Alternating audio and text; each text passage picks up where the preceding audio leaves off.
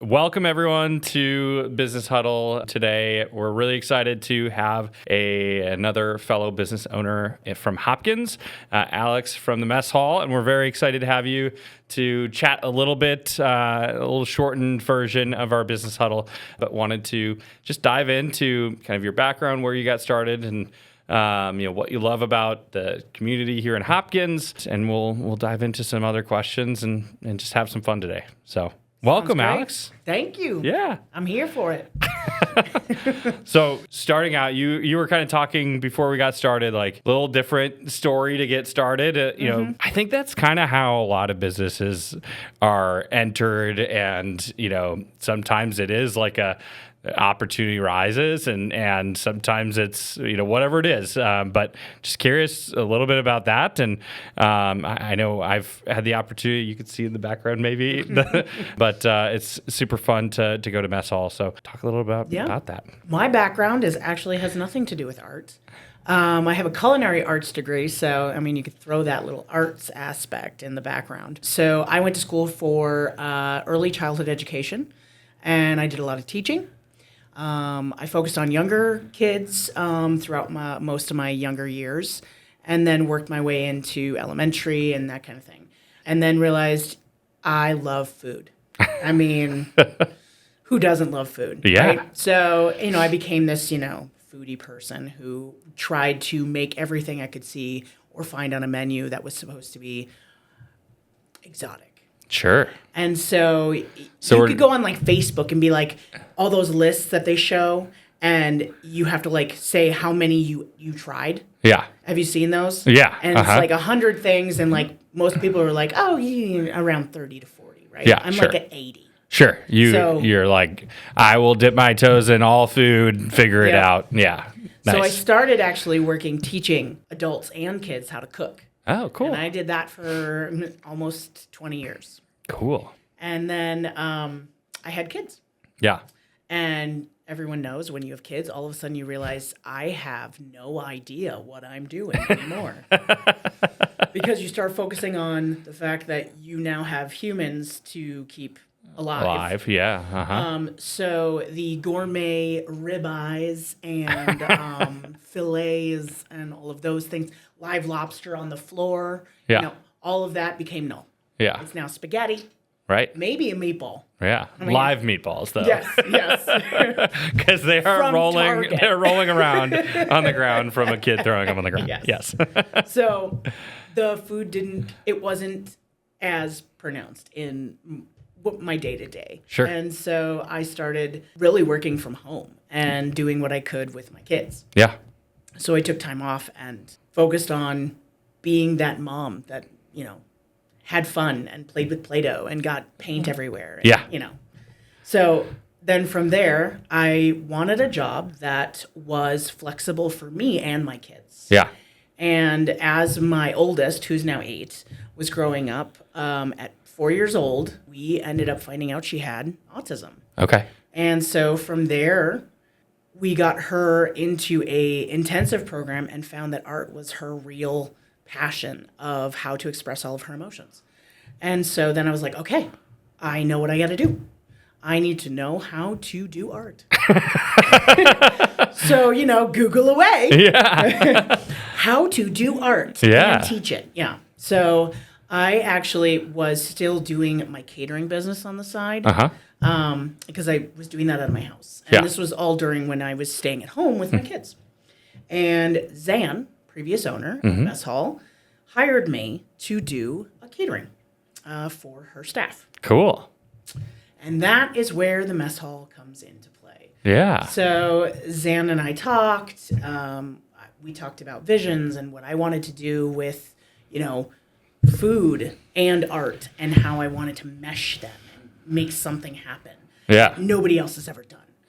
Edible art. What is this concept? Nobody knows yet because it's not here. Don't tell anyone. So she was like, this is amazing. I love your passion, blah, blah, blah. So, blah, blah, blah. We do that. Yeah. She has me do some art there. And a couple months later, I was like, you know what? I think I should call her. Yeah. And see if I could, figure out if there's a job available. So I called her and I said, you know what, I want a job that, has flexibility, but also I can do some part-time work at home. So I was doing all of the emails, I was answering phone calls and scheduling things, and then I was in the studio on the weekends. It was perfect. So from there, I kind of became that location manager. Yeah. And then previous owner got a offer to move out of the country with her her main job, and she moved her entire family over there and was going to close the business. And so that's where it kind of comes down where I was like, well, what do I do? Yeah. So I asked her to give me a couple weeks and, let me figure some stuff out. And so eventually we came up with, a deal, and I bought it. Cool. And so that is the founding story of Alex becoming Mess Hall Arts. Yeah. That's so fun. It's kind of a cool, it's interesting because how you talk about your background of the, you were a teacher and that side of thing. That's absolutely what it is, right? You're teaching people that don't know anything about how to do this crazy form of messy art. Yep. And it's super fun to learn that side of things. And as a teacher, you're probably thinking about it. How do I break it out in that way to help digest and then obviously, food and all that stuff is, that's art in itself for sure. It can be. It totally can be. Art on a plate. Eat with your eyes first. Yeah. So it's the same with art. You see what you see, and then from there you get the emotions. Yeah. From whatever you're looking at, and so combining those things is the end goal. Yeah. Because we went from Mess Hall to now it's called Mess Hall Arts. And so down the road, hopefully in the near future, we'll have a Mess Hall Kitchens. Yeah. And so it will be doing more upon that aspect of cooking and food arts and cake decorating, cookie decorating. Pasta. How do you make pasta into some sort of art form? And then also bringing in that art aspect and maybe even painting on cakes. Yeah. And fondant and stuff like that. So we dabble in it a little bit right now, but I love it. I just put frosting on a cake yesterday and didn't realize how difficult it was to get then sprinkles to stick on said frosting. Yeah. And sometimes you don't realize you have to freeze the cakes first before because then, the crumb coat, as people call it. It'll all break. Have crumbs. Yeah. So that sounds like a really exciting adventure of growth and that side of things. With that, so you were a part of the community, obviously, as a staff member, essentially, of Mess Hall, and then you took it over. Talk a little bit about Hopkins as a whole and the community here. And there's, pieces that you've seen of that community aspect growth and the value of the small town in a larger base, I guess. Yeah, so I grew up in a small town. Sure. I still live there. Weird story is I moved to Maple Grove. I've always been in Minnesota, and then literally bought a house a block away from my old house. I kid you not. My grandmother still lives in the house that is across the street. So sure. I grew up with my grandmother across the street, and now I live a block from my grandmother. Yeah. And I even had the previous owner of the house that I grew up in ask me if I wanted to buy that house. And I was like, you're a couple of years late. Yeah. I just bought this one. So I love the small town feel. Yeah. Champlin, obviously, is a little bigger than Hopkins. And they don't necessarily have a main street. But that 169 for Champlin, it's been growing. And it's got a lot of mom and pop. So Hopkins tends to have that cozier feel. You can walk down the street and you're just you can go and get nachos and a taco. And then 3 doors down, you can buy a antique that you're like, oh, I'm going to repaint this and sell it for $500,000 because I am amazing. Yes. So everyone's dream. Yes. And then go get ice cream, which you have to wait in line for because they're so good. Right? It is so good. So it's just all of these different spots down the street makes you say, this place has it all. Pink Ivy, right? You've got amazing food. Hopkins has been very welcoming. Yeah. I started going to the small business Association deal. The association, Yep. And I went there and I was scared because I'm like, I've never been to one of these. My mother actually told me that I couldn't wear jeans. I kid you not. I was like, yeah, Mom, I got to go in because I'm going to go to this meeting thing. Yeah. And she goes, oh, you need to dress up. And I'm like, what do you mean dress up? What am I doing? Where am I going? What? She goes, you can't wear jeans. I'm like, jeans is like 99.9% of my wear. So I was like, okay, I'm going to get my khakis out. I wore nice clothes and a button down and got there and was like, okay. You were the only one. He's wearing jeans. I'm going to take a snapshot of all of this and tell my mom that I look like a hobo. I don't fit in. So it was a very welcoming area. And Danny, he was one of the first people to say, hey, you're new. Yeah. I've never seen you before. And I was like, oh, well, hi. So, and then from there, I actually hosted the one of the social hours. That's amazing. Yeah. That same, I think it was 2 months later. And I was like, yeah, I'll do it. That's awesome. Yeah. So the town itself is something that everyone wants to succeed. Mm-hmm. And if I had a problem, I know I could ask another fellow business owner and say, you know what, I'm having trouble with this. Do you know how I could do that? Yeah. And I guarantee you they would help me. Yeah. And you don't see that a lot in the world. No. Right now, right? Right. So it's interesting to be a business owner in this time. Yeah. And the way Hopkins is just yay Hopkins, yeah. right? Is awesome. Yeah, it is really cool. I mean, it's a community aspect that you don't see in a lot of places, and I think that's a huge testament to obviously what Hopkins is doing. But I think there's a larger small business side of things, and because of all the small businesses right on Main Street, and it's easier to be attractive on that side towards we're able to help each other because there's definitely times where we're the ones that are here. There's a lot of people that are working during the day and they're not walking the strip of Main Street. It's the business owners that are doing that. We're doing a lot of that, and so it's interesting being able to really connect with other business owners and something that. Oddly, we used to office at a co-working space, Office Centers, and that was a very, similar vibe. But it was because it was a co-working office space. Mm-hmm. But now it's like we're in a co-working community in general. It's just out in public, and I think it's a really unique space. So that's really awesome. In terms of the transition of the business towards you were when you took it over and you're like, hey, how do I get more people in the door? How do I gotta pay all the bills? What happens and that side of things?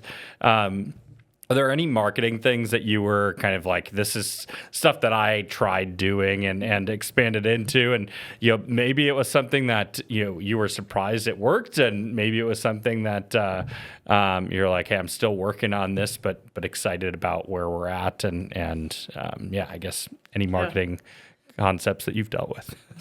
The first year, so I had a lot of employees that loved the business. And they wanted to, keep working there. And I was, yes. So we kept all the employees, obviously. Mm-hmm. And I also hired a family friend who, her background is everything.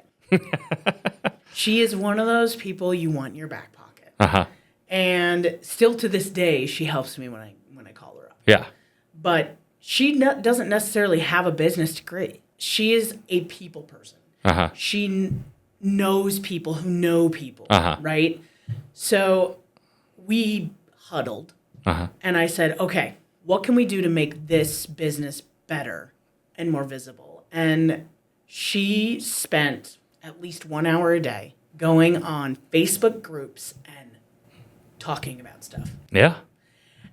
And I know there's bots out there that do that and, things that boost your Google rating. But we did it organically. Yeah. And I was surprised it worked. I was. But now, just because it was mentioned in one group, and then that group was like, oh, I've never heard of this. And then they went to mess hall. And then from there, they shared it on the group when somebody else asked. And then you've got multiple people who are commenting on that thread. And so then obviously then we're being tagged. Yeah. And just yesterday, actually, my friend, her name's Melissa, she texted me late last night and she goes, hey, Bad Moms Group just posted about us. And like 17 other moms just said, oh my God, I love that place. So I feel like that's when you know you made it. When the bad moms are talking about you. When the bad moms are talking. Amazing. That's when you know you're like, you. No, but that was kind of the first year, right? Second year, I hired an actual marketing person. Sure. Yeah. And she started taking over, and she actually was the one who did the redo of the website refresh with you guys. Yeah. So she has been doing the blogs. She's been doing a lot of the social media outreach. She's been doing our newsletters. We've been consistently doing newsletters now, where before it was me. Yeah. And me. Yeah. And then me. Yeah. So once we kind of had that a little bit of money saved, I was like, okay, we're going to hire some people who can really sell this. Yeah. So we started small with, 2 posts a week. Yeah. Right.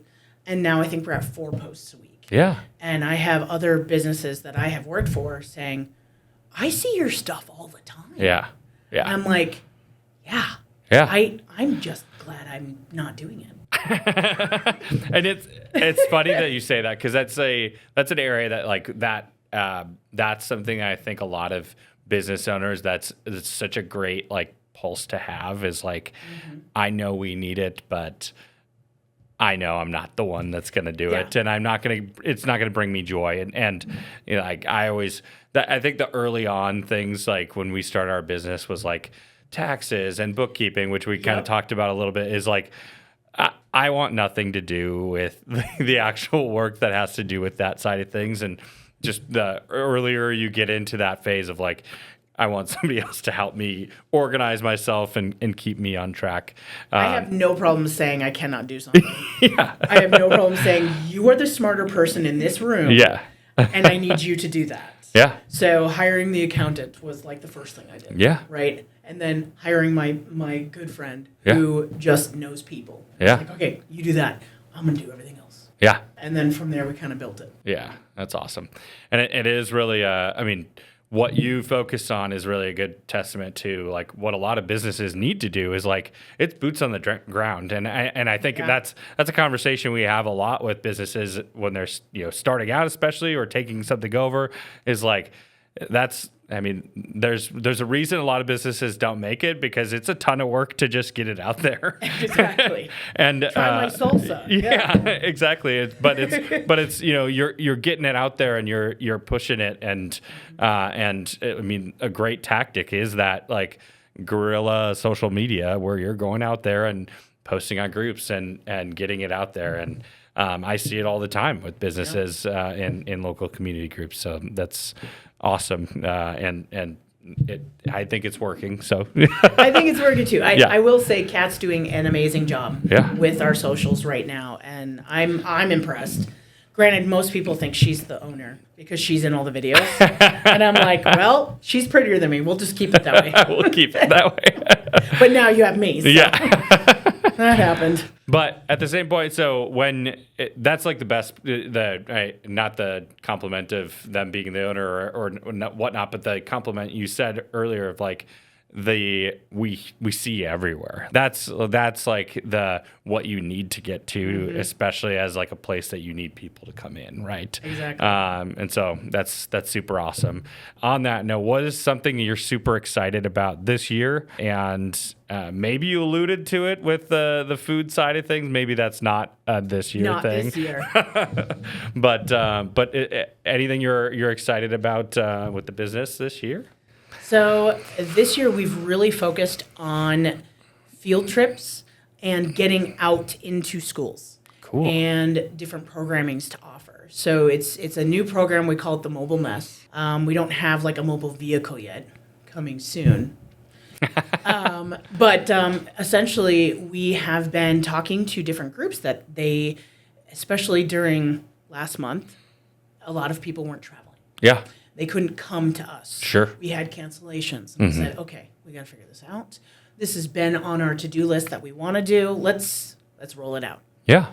And most of them are during the summer, which we are at our busiest. Summer camps for us are already filling up. We have weeks that are already full. Cool. Which is amazing. Last year, I mean, we tripled what we made last year. Yeah. From the previous year. Wow. And this year we've already met that goal and exceeded. Wow. That's awesome. So the summer camp is very exciting for me. Yeah. Because it's my curriculum. It's all about getting kids in and just letting them explore and really dive into a project versus coming in for an hour and a half class. Yeah. So it's a little different. And so then we're taking what we do in our summer camps and we're minimizing the mess and putting it more mobile. So we're going to different kindergarten classes, preschools, childcare centers. We already have 5 booked. Yeah. And I think I officially rolled it out a week and a half ago. That's incredible. So, I mean, I've had those contacts who kept asking, would you come out to us? Would you do this? Yeah. And so it was more along the lines of, I don't know what it entails on the back end. Yeah. Insurance, employees that are willing to go. Right. Yeah. So, but that You're the new yo-yo. yeah. So I'm excited to see where it goes. Yeah. And besides that, we've got the summer camps and we launched a preschool camp. Cool. That meets twice a week. And we partnered with Sense Up, which is another local business. They live in Minnetonka. And they've done stuff in Hopkins with us before and with Kitty Wampus. Okay. And so she has a trailer now. We're going to kind of take what she does, which is all sensory, fun bins, and then we're going to mix that with art. Cool. So imagine puffy paint and soap bubbles and making and creating and just letting these preschoolers, just have a blast. Yeah. A couple hours. So that one is just starting. We just started booking that. Super cool. Yeah. That's really awesome. We'll be sure to put some of those like links and or wherever we can find that stuff in the descriptions for the video on YouTube and whatnot, and make sure to share about that because that sounds really, really cool. I know as a parent of a 4-year-old, that sounds like a great thing and sounds like something that would be really, really fun for him. So thank you so much for being here, and we're super psyched that you were able to come in and share a little bit about your business and where it's going. And we're obviously psyched to help you in some capacity as well and want to continue to support you in any way we can. So appreciate everything on that side. And that is our Business Huddle for today. Thank you so much. Thank you for inviting me. Yeah.